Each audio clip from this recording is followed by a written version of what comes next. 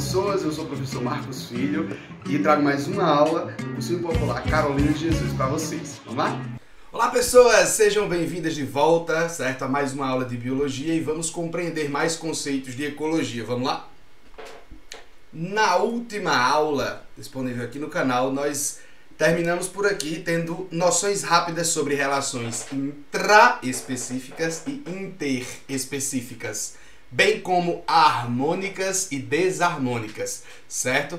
Então vamos retomar essas últimas dicas para a gente poder prosseguir com alguns conceitos, certo? Aqui deixei bem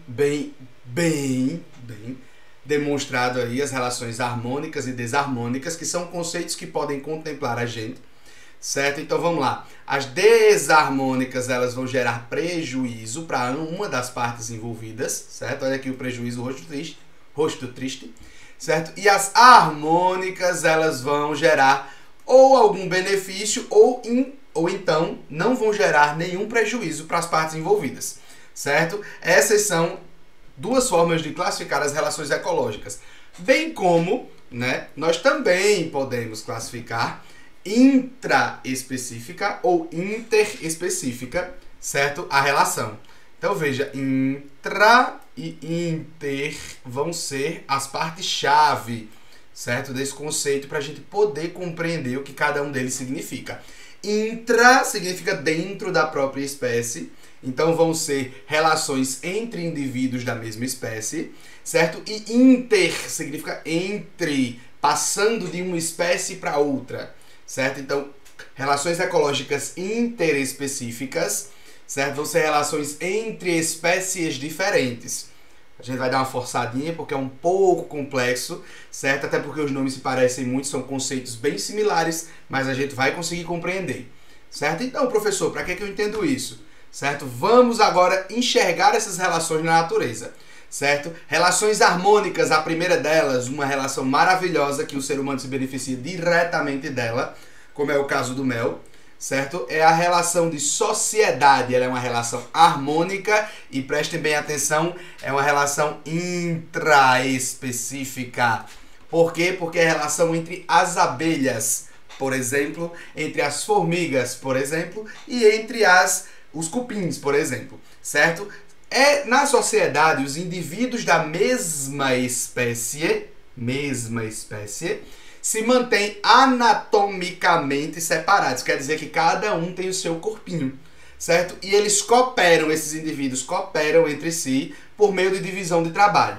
Então, quando a gente vai perceber, certo? Alguns indivíduos, como no caso das abelhas que eu coloquei aqui, eles têm função definida. Tem a rainha, tem as operárias, tem os zangões, tem tudo isso direitinho, certo? Separando o trabalho, cada um com a sua função e cooperando para garantir o funcionamento e a sobrevivência da colmeia.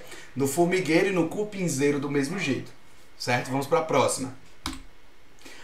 Outra relação harmônica, a colônia, certo? A colônia ela é muito parecida com a sociedade, porém tem uma pequena diferença que vai transformar, certo? Isso em outra relação.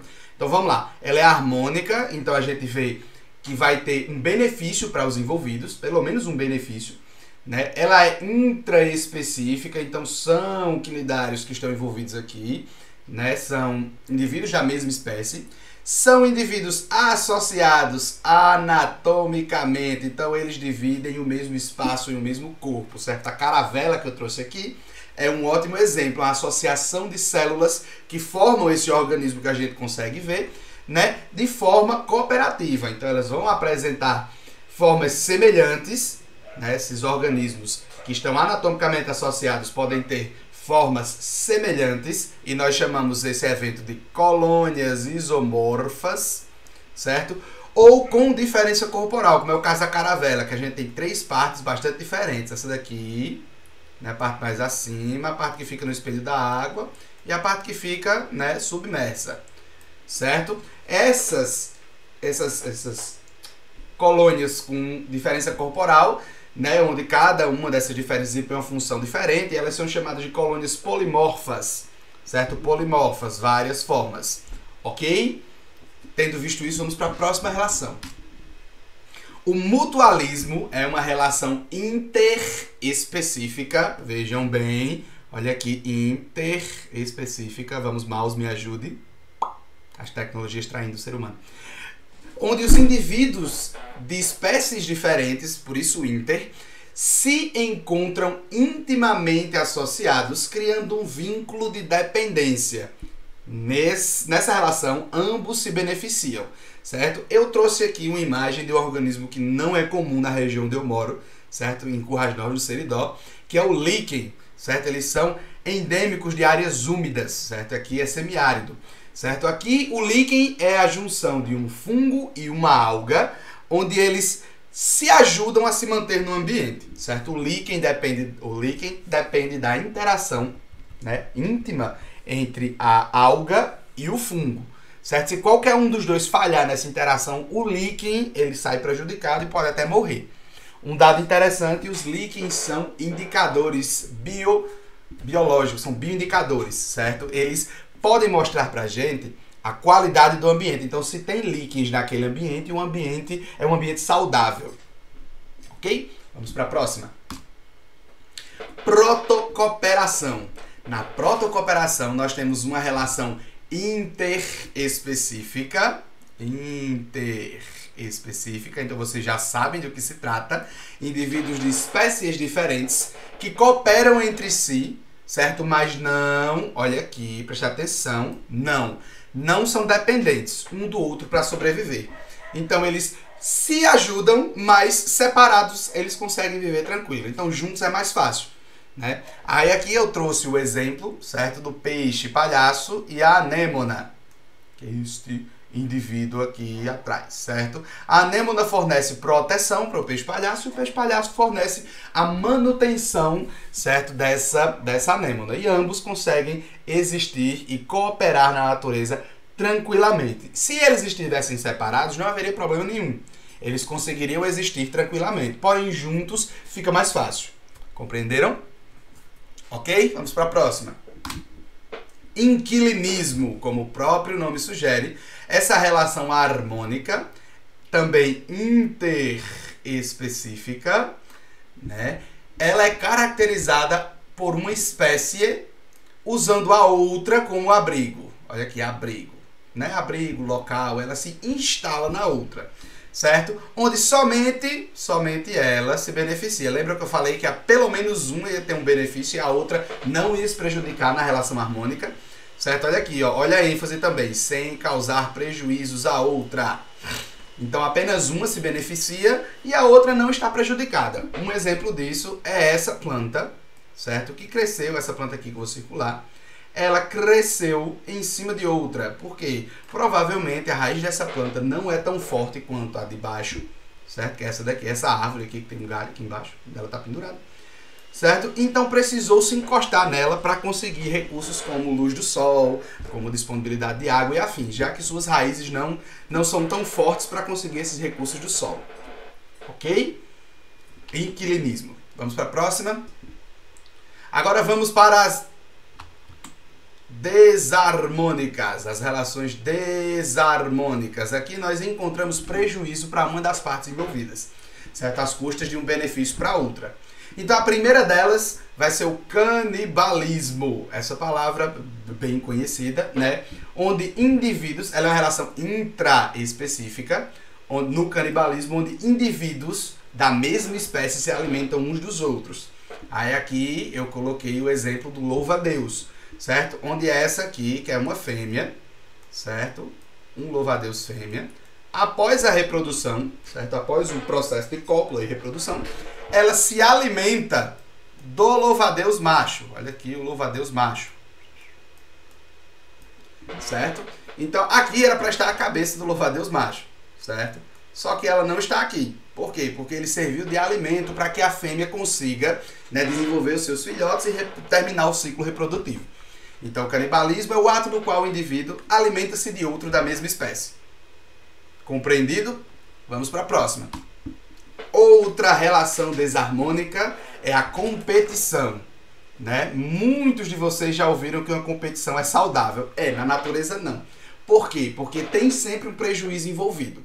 Ela pode ser, a competição é o exemplo mais, como é que eu posso dizer, mais diverso, porque ela pode ser intraespecífica ou interespecífica, certo? Ela transita nessas áreas com muita facilidade. Por quê?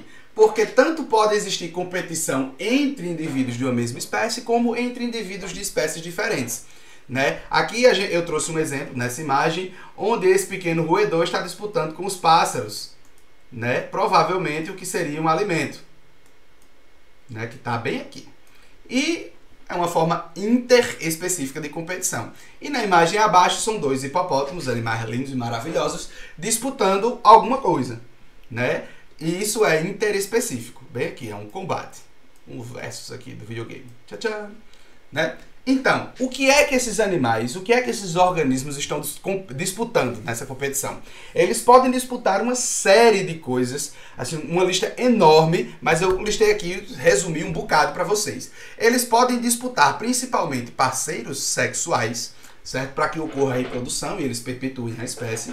Eles podem disputar território, como no caso de alguns animais territorialistas, como o hipopótamo, se não me engano, né? Comida e outros recursos disponíveis no ambiente, certo? Comida, aqui eu incluo água, comida, essas coisas, e os outros recursos no ambiente pode se tratar desde uma localização mais adequada, certo? No ambiente, um canto mais frio, um canto com mais sombra, um canto perto da água, um canto em cima de uma árvore, certo? Depende muito do nicho ecológico que nós já vimos na aula passada, certo? Desse animal. Vamos para a próxima. Outra relação desarmônica, certo? Olha um prejuízo aqui, se chama amensalismo. O amensalismo é uma relação interespecífica, certo? Entre espécies diferentes, lembrando, onde uma espécie inibe o desenvolvimento de outra. Isso também pode ser chamado de antibiose. Você pode encontrar essa palavrinha aqui na sua prova, certo? Para falar disso aqui. Mas, professor, como é que funciona? Certo? Então, vamos aqui a um exemplo dentro do laboratório, que ficou bem prático. Bem visível, na verdade. Né? Nessa placa redonda, que a gente chama de placa de Petri, existem nutrientes para que se cresçam micro-organismos, como bactérias, fungos e afins, certo? Nessa placa foi inoculado, certo? Foi colocado lá, certo? Dois micro-organismos, o estafilococo, que é esse aqui de cima, representado por esse zigue-zaguezinho, e o penicillium, é um fungo que foi colocado aqui, certo? O penicillium, ele é o fungo que produz uma substância chamada penicilina. Ela é bactericida, certo? E ela inibe o crescimento, até mata mesmo a bactéria no ambiente. Então, o que é que esse fungo faz? Para que ele não precise competir com essa bactéria, ele libera a penicilina no ambiente e impede do estafilococo crescer. Certo? Aí o que é que acontece? Ele vai se desenvolvendo. E essa é a antibiose. Ele inibe a vida do outro. Certo? Não chega a ser uma competição porque eles não disputam. Ok? Ficou claro? Vamos para o próximo. Predatismo, predação ou carnivoria. Tem série de palavras aqui extremamente diversas para falar. Certo? Dessa relação desarmônica que quem já investiu um tempo assistindo esses programas sobre a vida animal, né, deve ter prestado atenção, né, nesse tipo de coisa, que isso aqui com certeza aparece. Então, a predação é interespecífica, o predatismo, a predação, onde um indivíduo mata ou leva à morte, né, de forma prolongada. Então ele pode tirar um pedaço substancial do outro, né, que pode levá-lo a morrer, então é a causa direta, para se alimentar. Então aqui nós temos este grande felino caçando este animal, né, em busca de uma refeição. Né? Aí envolve a caça, envolve estratégias, aí tem uma série de outros pormenores que envolvem. Mas um resumo bem rápido da predação é onde um indivíduo caça e mata o outro para se alimentar. Ok? Parasitismo é outra relação desarmônica que é muito comum, né, para quem cria os cãezinhos ou os gatinhos em casa. Certo? Dependendo do ambiente, não que seja muito comum, mas você já deve ter ouvido, né, falar sobre o carrapato. Né? O parasitismo é uma relação interespecífica, então para quem cria cães, assim como eu, né, se preocupa com esse tipo de coisa. Pois o carrapato, ele é um parasita. O parasita, né, ele retira do corpo do seu hospedeiro, né? Então veja, o carrapato aqui é o parasita e o cachorrinho, né, que dá foto, é o... Nossa, desenho uma seta maravilhosa. E o cachorro aqui da foto, ele é o hospedeiro. Então o parasita vai retirar do hospedeiro o quê? Os nutrientes, que normalmente estão dispostos no sangue, certo? Então ele vai lá, ele remove do sangue do hospedeiro para garantir a sua sobrevivência. Porém, ele vai debilitar o hospedeiro. Então o cachorro vai se sentindo mais fraco porque ele está perdendo sangue para o carrapato. Nesse processo, então, o parasitismo não mata logo de cara seu hospedeiro, né? É claro que se houver uma infestação de carrapatos num cão, por exemplo, esse cão pode ficar severamente doente, né? E pode vir a falecer. Porém, né, não é característica do parasitismo. O parasita, ele visa só debilitar o seu hospedeiro para que o hospedeiro não morra e com isso o parasita não morra junto. Entenderam? Tem uma diferençazinha também. Porque vocês podem pensar, o parasita no final pode matar o cachorrinho. Então, se ele matar, ele morre também. Ele precisa do hospedeiro para sobreviver. Certo? Então, pessoas, essa foi, certo, a aula de hoje. Vamos encerrando o nosso ciclo de conceitos em ecologia. Um abraço e até a próxima.